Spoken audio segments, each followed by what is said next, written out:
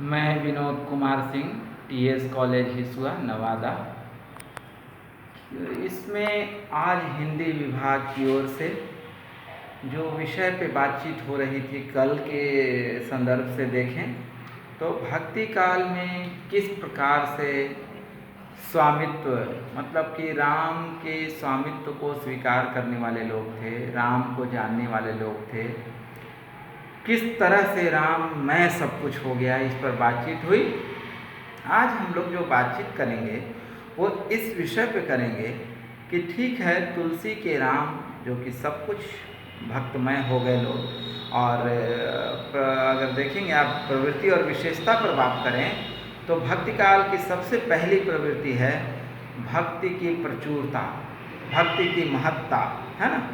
तो उस पर जब राम को लेकर हम सोच रहे थे तो सगुण के अंतर्गत आप देखेंगे कि पहले में राम सबसे फर्स्ट, प्रथम, और द्वितीय पर आप देखेंगे तो द्वितीय पर आपके हैं कृष्ण।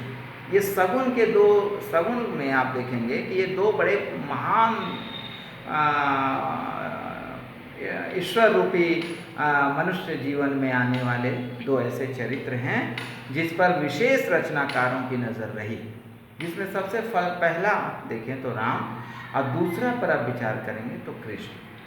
कृष्ण जिसके विषय में बताने की कोई आवश्यकता नहीं है, आमतौर पे ये जनमानस में फैले हुए एक ऐसे काल्पनिक कहें, आप आस्थावान कहें, ईश्वर रूपी कहें, कृष्ण की एक भाव है।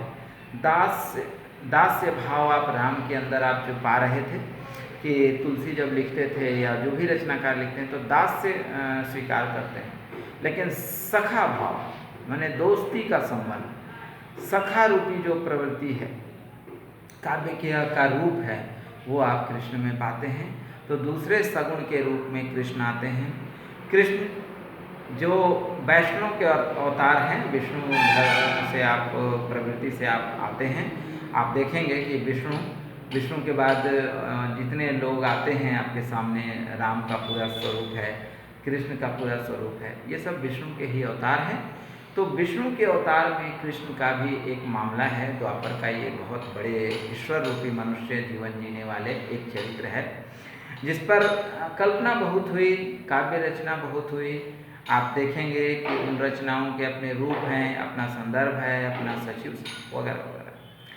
ऐसी स्थिति में आप पाते हैं कि कृष्ण रूपी जब सखा भाव पर रचना होती है तो इसके प्रथम रचनाकार, सबसे बड़े रचनाकार, जिससे कि कृष्ण की महिमा को मंडन करने या रचना में लाने की अगर सबसे पहली प्रवृत्ति दिखती है जिसमें, वो है सूरदास। सूरदास जैसे राम काव्य में अगर तुलसी बहुत ख्याति प्राप्त हैं, तुलसी के पास बहुत कुछ है, तो वैसे ही सूरदास के पास भी कृष्ण काव्य में बहुत कुछ है। वो बड़ी रचना जब आती है जिसमें आप देखेंगे सुर सागर है, सुर लहरी है, सुर साहित्य है, सब सुर से तय है, और जितने ही सुर से चीज़ें तय हैं वो कृष्ण पर आधारित हैं, ये आप मान के चलें। आप इधर उधर सोचे ही नहीं। जैसे तुलसी अगर राम पर चर्चा करते हैं, भाषा बदलती है, अवधि से ब्रज भी आते हैं, विनय पत्रिका में ब्रज में आ जाते हैं, वो रामचरितमानस में अवधि पर टिके रहते हैं वो। लेकिन सूरदास केवल एक भाषा, जिस भाषा को हम ब्रज कहते हैं, ब्रज जो शुरुआत में बोली थी, आप जानते हैं कि सौर सैनी के अंतर्गत जो पश्चिमी हिंदी है, उपभाषा जिसको कहते हैं पश्चिमी हिंदी, उसके अंतर्गत सौर सैनी से निर्मित कुछ बोलियां हैं, जिसमें हरियाणवी है, कौरवी है, ब्रज है ना। उसी के अंतर्गत आप देखेंगे कि ब्रज जो बोली है वो भाषा बनती है, और इसका सबसे बड़ा प्रवर्तक सूरदास है। सूरदास की प्रवृत्ति ने निश्चित रूप से ब्रज को बहुत ख्याति दिलाई, और कृष्ण को तो आज भी अगर स्थापित किया गया साहित्य में तो सूर से परे नहीं।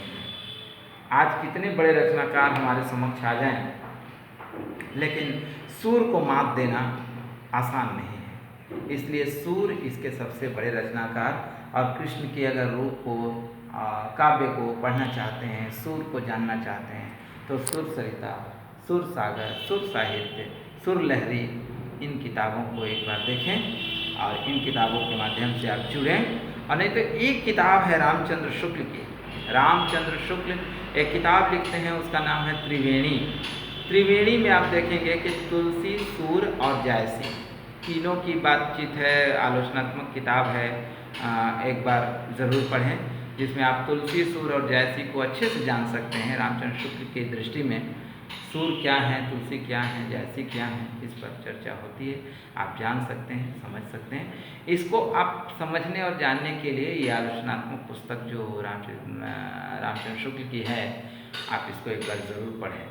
और ये चीज़ें उपलब्ध है आपके किसी भी प्रकाशन पर आप जाएंगे और कहेंगे कि त्रिवेणी मुझे चाहिए रामचंद्र शुक्ल वाली, जिस किताब का नाम है तुलसी, सूर और जायसी, ये किताब मिल जाए तो मिल जाएगी आसानी से, बहुत ज़्यादा कीमत भी नहीं है।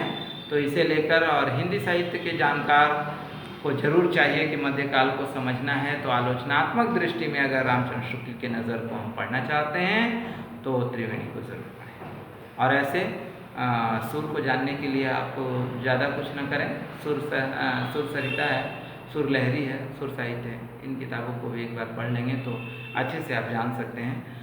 सुर पर हम बातचीत करेंगे और लंबी बातचीत है कृष्ण पे, क्योंकि कृष्ण की आप देखेंगे कि कृष्ण भक्ति आखिर क्या है, वात्सल्य क्या है, वात्सल्य के रूप में कृष्ण ही क्यों जाने जाते हैं, सखा भाव क्या है, और इसके बाद आखिर कृष्ण जनमानस में क्यों इतना फैले हैं। इन सब बातों पर अगले वीक में यानी सोमवार से क्लासेस होंगी, जिस पर हम लोग चर्चा करेंगे। कल संडे है, कल के डेट पर आप लोग इन किताबों को एक बार उलट पलट कर जरूर देखें, इनको समझें। और जिस दिन आप समझ जाएंगे तो जब चीज़ें यहाँ से डिस्कशन में आएगी, बातचीत में ली जाएगी, तो वो बहुत साफ होता चला जाएगा, बहुत बादल छट जाएंगे और ये बादल नहीं रहेंगे। और फिर साहित्य को खासतौर पे मध्यकाल के सगुण धारा के अंतर्गत आने वाले कृष्ण काव्य पर जो बातचीत है उसको आप अच्छे से कैच कर सकते हैं, पकड़ सकते हैं। आज के लिए इतना ही। बहुत बहुत धन्यवाद। नमस्कार।